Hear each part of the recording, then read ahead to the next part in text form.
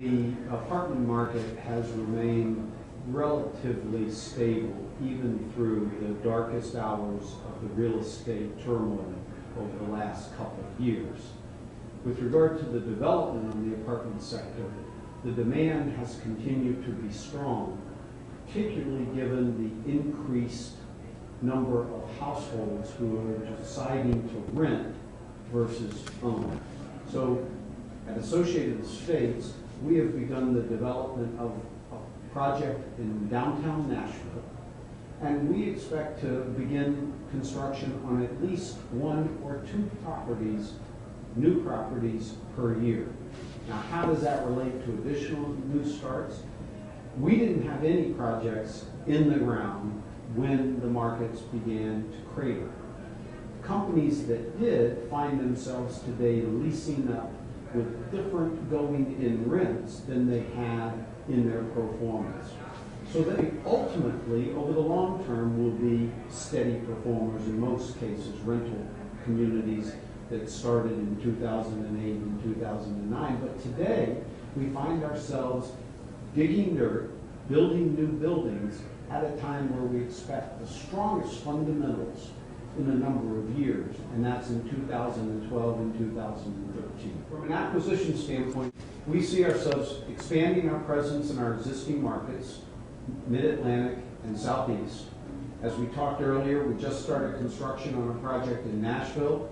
We recently acquired a property in Dallas, a new market for us, and we expanded our presence in Virginia by buying in Woodbridge, Virginia, south of the district, and in Ashburn, Virginia, near Dulles Airport.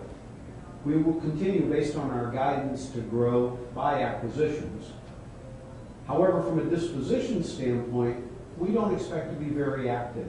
From 2005 to 2008, we sold $375 million worth of properties, most of our older legacy properties in the Midwest. We took those proceeds and reinvested them in our existing properties, paying down debt, and buying back stock. And Keith, that's what positioned us to be able to take advantage today of buying properties in high barrier to entry suburban markets below replacement costs. When I started in this business, we thought about impediments, and they were principally problems with local communities that didn't want apartments in their communities.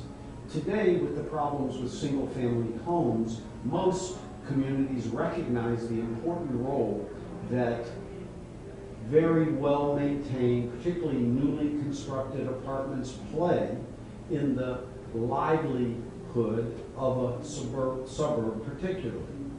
So the other impediment was always financing.